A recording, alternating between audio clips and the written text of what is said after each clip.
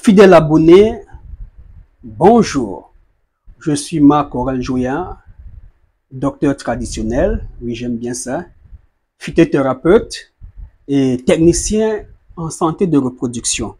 D'accord, j'ai fait des études de médecine, j'ai appris les soins infirmiers et surtout ce qu'on appelle l'obstétrique. L'obstétrique, c'est cette science de la médecine où on va étudier de la femme, d'accord, de la conception lorsqu'elle tombe enceinte jusqu'à l'accouchement et suivre aussi le bébé jusqu'à 18 mois. J'ai fait cette formation, mais je n'étais pas toujours satisfait parce que ce que je lisais dans les livres de médecine, c'est qu'on nous demandait de faire sur les patients, par exemple la césarienne, opérer une femme, opérer les trompes.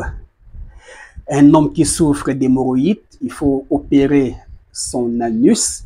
Alors, c'est des choses qui n'entraient pas dans ma vision parce que je viens du village. Je suis un enfant du village. J'ai grandi au village où, lorsqu'on a des hémorroïdes, on sait avec quoi gérer cela. On peut prendre l'épi de maïs, on enlève tous les grains de maïs, on brûle, on obtient un charbon noir qu'on mélange avec le manyanga. C'est l'huile traditionnelle l'huile d'amande douce du palmier. On mélange, on lèche, l'hémorroïde va partir. Je sais que lorsqu'une femme est enceinte et qu'elle est en travail, elle va ramasser un caillou et fermer dans la main. Elle va marcher à l'entrée du centre de santé, au village du dispensaire. Elle va laisser le caillou tomber, elle va rentrer, elle va coucher normalement. Je sais qu'au village, lorsque vous épousez une femme qui ne tombe pas enceinte dans les 6 mois, c'est un problème. Il y a une préoccupation autour de vous, de votre femme. Et on connaît des mamans, des papas qui vont vous faire des décoctions, des remèdes, et votre femme va tomber enceinte. Et lorsqu'elle va tomber enceinte, il peut arriver qu'elle soit maladive pendant sa grossesse. Il y a des remèdes qu'on va faire.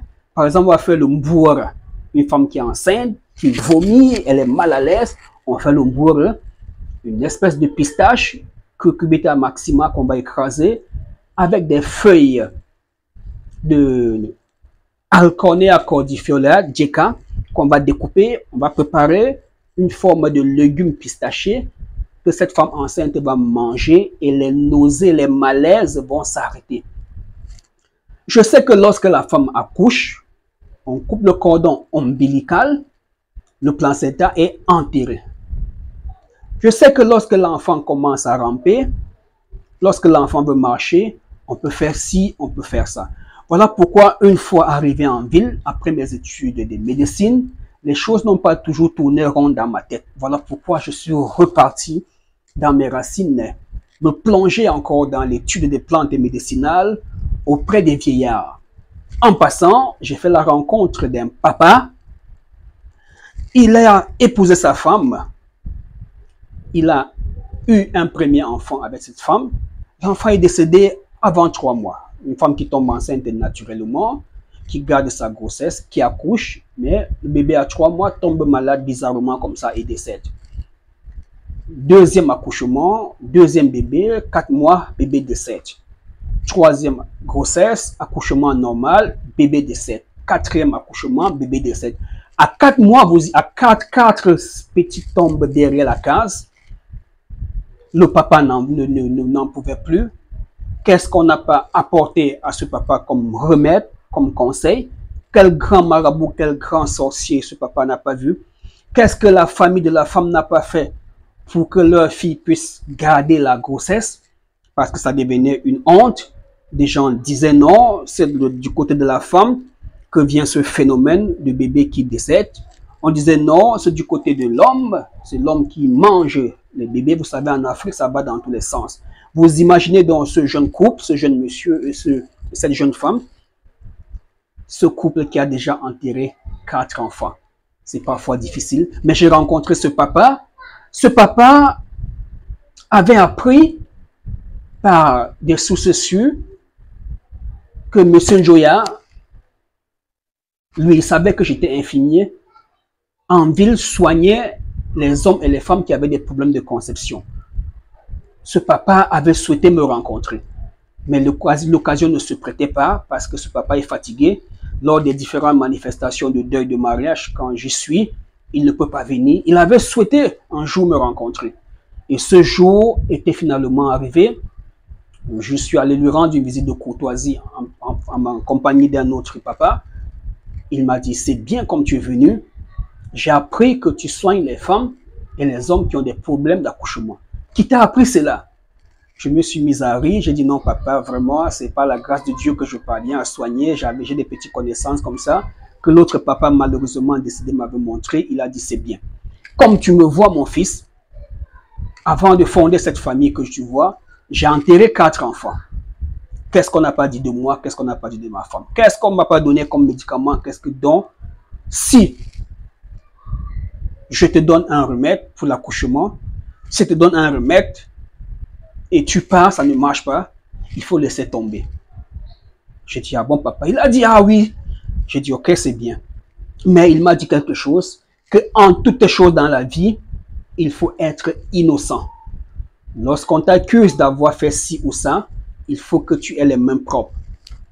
Si tu es un homme qui cherche un enfant désespérément, il ne faut pas aller chercher l'enfant dehors sans chercher à soigner ta femme. Si tu es une femme qui cherche l'enfant, il ne faut pas aller avec un autre homme que ton mari et venir avoir encore les rapports sexuels avec ton mari. Tu es en train de t'enfoncer. Voilà les conseils que le papa m'a dit. Et il a dit le plus souvent, c'est quelque chose de simple. Il suffit de confesser ses péchés, de dire à Dieu, me voici Seigneur, je ne connais pas, je ne connais pas. Et lorsque vous dites je ne connais pas, en réalité, il faut que cela soit vrai. Parce que Dieu n'a pas créé personne stérile. Et le papa a dit, ce sont des ondes négatives que nous accumulons qui fait parfois que la grossesse n'arrive pas, que le mari n'arrive pas, que si ou ça n'arrive pas. Alors, je suis parti de là, imaginez, très content. On ne montre pas tout en image. Il m'a montré encore et encore des médicaments, des recettes et des recettes. Et il m'a dit, si un cas veut te déranger, n'hésite pas à me faire signe. Mais il a dit, vas-y, voilà, prends ceci, prends ceci. Si tu as un cas de fibrome de myome, si tu as un cas d'une femme qui tombe enceinte, ça ne reste pas. S'il y a un cas de femme qui n'est pas une vieille femme, mais qui ne voit plus ses menstrues, voici. Donc, mesdames et messieurs, c'était une très bonne nouvelle pour vous. Pour vous dire, le docteur Joya, parfois, il fait plus de vidéos, mais il travaille beaucoup. Alors, je vais revenir sur nos produits pour les dames qui découvrent cette vidéo pour la première fois. Alors, mesdames, si vous avez des trompes bouchées, obstruées, obstruction tubaire, bilatérale ou unilatérale, c'est-à-dire des deux côtés, à gauche ou à droite. Si vous avez une hydrosalpinge, présence d'un liquide dans les trompes, bilatérale ou unilatérale, qui vous empêche de tomber enceinte. Si vous avez des kystes, des fibromes, des myomes, si vous ne voyez plus votre glaire cervicale, si vous saignez en caillot, alors prenez le numéro WhatsApp qui s'affiche au bas de votre petit écran. Écrivez-moi, filmez et envoyez-moi vos examens. Ensemble, on va poser un diagnostic. On va finir par s'entendre. Il ne faut pas faire comme cette dame, lorsqu'on finit de discuter, de causer, elle disparaît. Non, vous irez des vidéos en vidéo sur la toile, cherchant sûrement une recette gratuite pour déboucher les trompes, une recette gratuite pour faire les jumeaux. Prends telle plante et telle plante, tu mélanges, ça va faire ci, ça va faire ça. Non. Nous venons sur les réseaux sociaux vous proposer des traitements. Pas des sachets de remèdes comme ça à vendre. Non, ne dites pas, docteur, à combien vous vendez votre ovule, à combien vous vendez le sachet de poudre. Nous proposons un protocole thérapeutique. Et lorsque vous avez reçu votre médicament, votre colis, à distance, nous vous coachons pas à pas. Lorsque les règles sont là, faites-moi signe. Bonsoir, docteur, mes règles sont venues. Je dis, ok, prenez le remède sur lequel c'est écrit Gynécologie Solution, lettre A, faites bouillir dans 5 litres d'eau, filtrez et buvez tiède matin, midi, soir. Fin des règles, faites-moi signe. Bonsoir, docteur, mes règles sont terminées aujourd'hui. J'ai dit, ok, super, madame. Prenez votre ovule le soir au coucher, fermez l'ovule dans votre main droite, demandez la faveur, la grâce et la miséricorde de Dieu et introduisez l'ovule dans votre partie intime dormez. Au petit matin, vous allez vous purger. La purge, c'est faire le lavement. Au Gabon, on dit faire un lavement. Vous allez vous purger.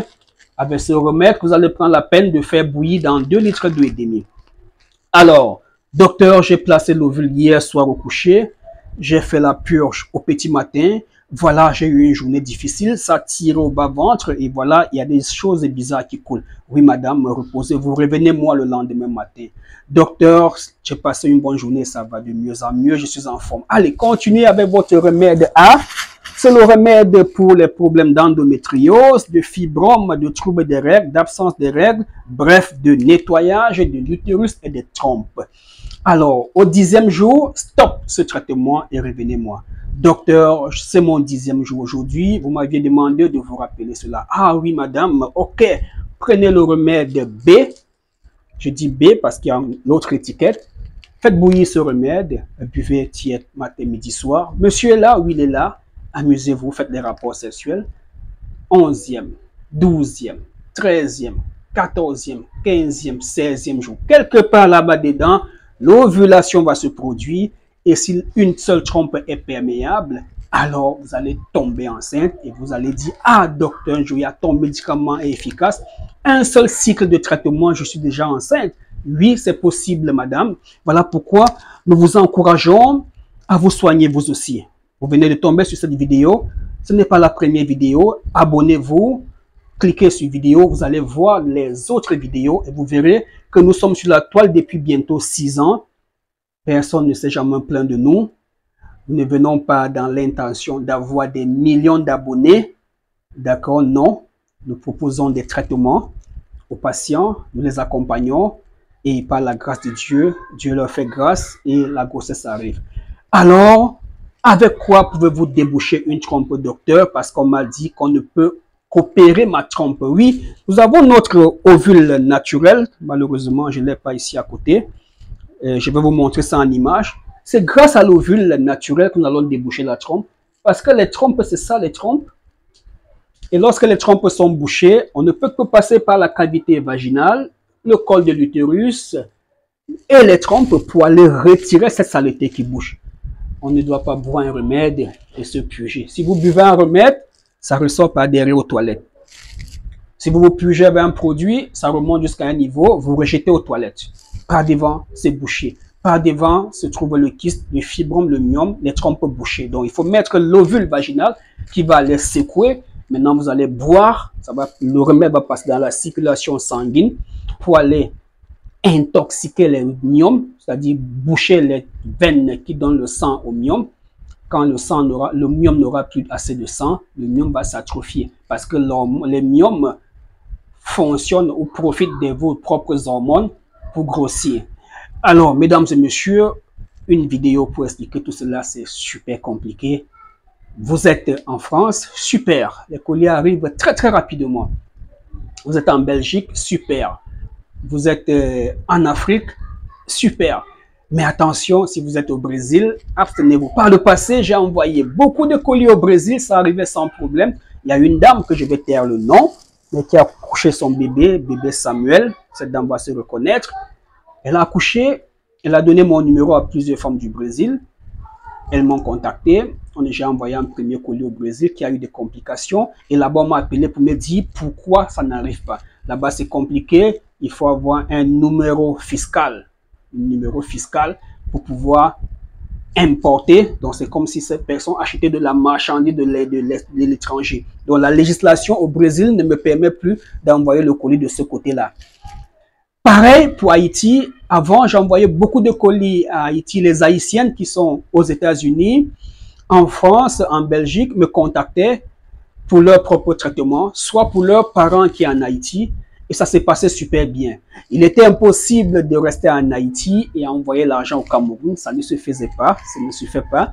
Et il fallait donc chercher quelqu'un aux États-Unis qui m'envoyait l'argent au Cameroun. Et moi, j'ai expédié le colis à Haïti. Mais depuis un certain temps, avec la crise que traverse le pays, il paraît qu'il y a des gangs qui font du désordre là-bas.